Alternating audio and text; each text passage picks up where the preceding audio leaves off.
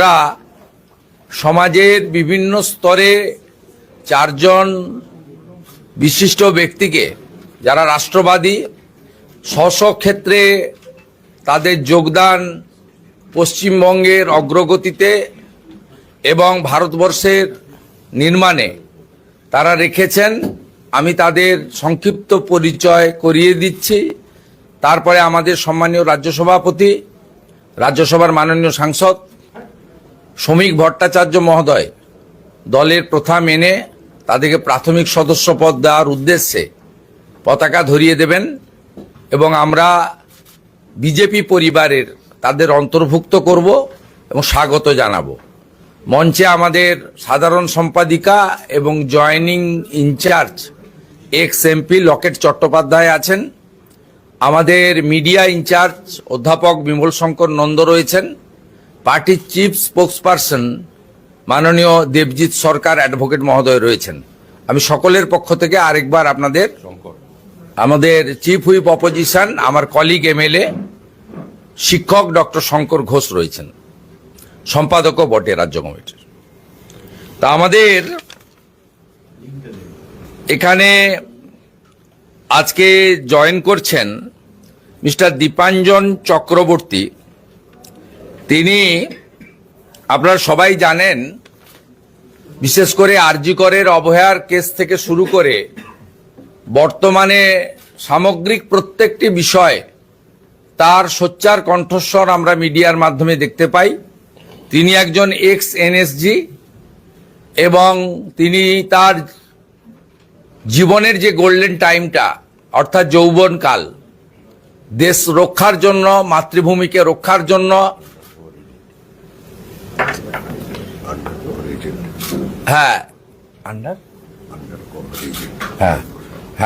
আমাদের ভারতবর্ষের under cover agent ছিলেন তিনি।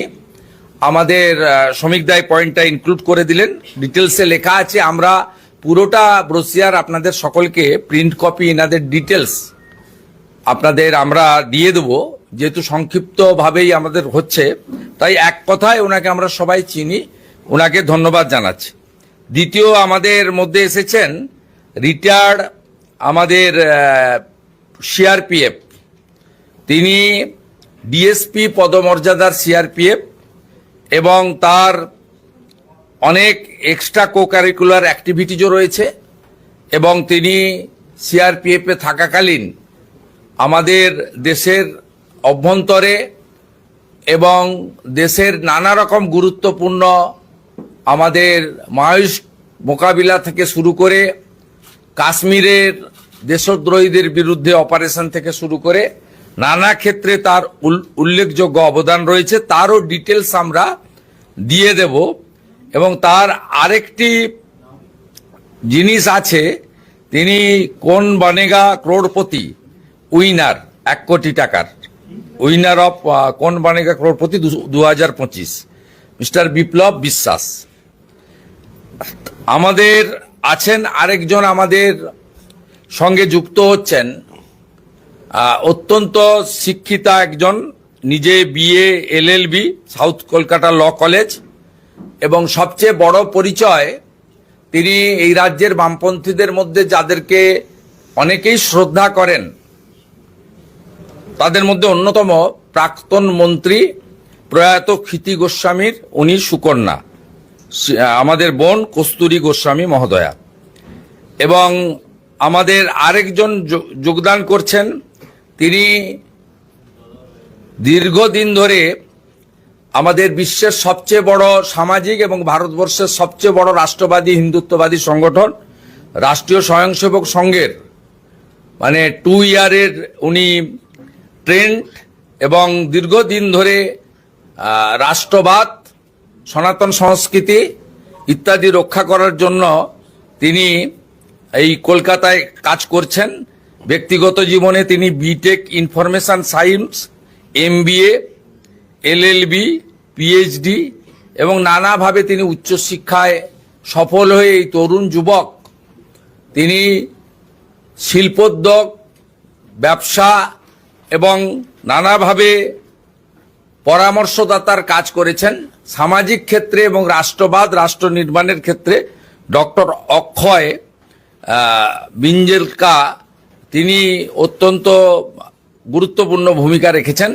এই চারজনের বিস্তারিত আপনার তথ্য, তাদের একাডেমিক এবং অ্যাক্টিভিটিজ এবং তারা কি কি কন্ট্রিবিউশন আমাদের সোসাইটিতে, আমাদের দেশে, পশ্চিমবাংলায় করেছেন, আমাদের media incharge Bimal Shankar Nanda media গ্রুপে সেটা দিয়ে দিবে, আপনারা সংগ্রহ করবেন।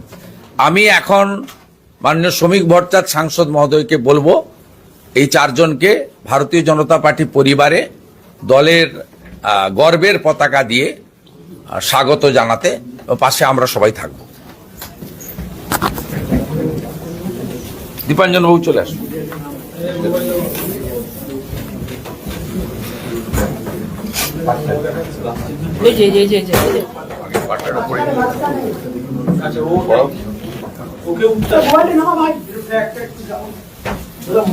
वंदे मातरम, बीजेपी जिंदाबाद, बीजेपी जीवतंग, वंदे मातरम, भारत माता की, भारत माता की।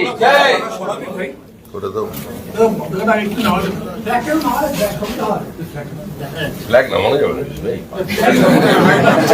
फ्लैग सबसे झंडा ऊंचा रहे हमारा। মুখটা ঢেকে যাচ্ছে মনে হচ্ছে। ওর মুখটা ঢেকে যাচ্ছে। দাঁড়া দাঁড়া। কস্তুরী আপনি একটু সামনে আসবেন। এদিকে চলে আসো। কস্তুরী আপনি একটু মাথা কোন দিকে? স্যার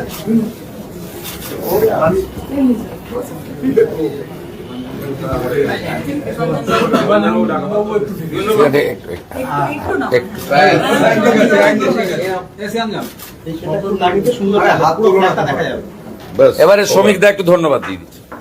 আপনি মনে করুন হ্যাঁ হয়ে গেছে। আজকে এইটুকুনি ছিল আজকে আমাদের বলার। হ্যাঁ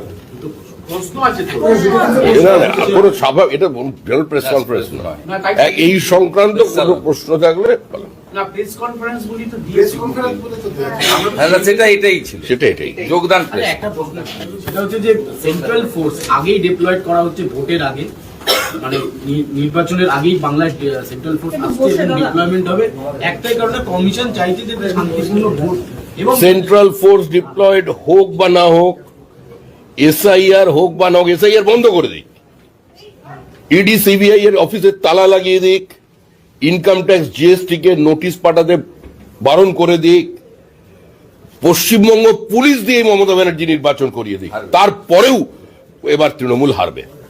আমাদের ভিডিও ভালো লাগলে লাইক আর শেয়ার করুন, কমেন্ট সেকশনে গিয়ে জানান আপনাদের মতামত। আরও ভিডিও পেতে আমাদের চ্যানেল এখনই সাবস্ক্রাইব করুন এবং প্রতি মুহূর্তের খবরের আপডেট পেতে প্রেস করুন বেল আইকন।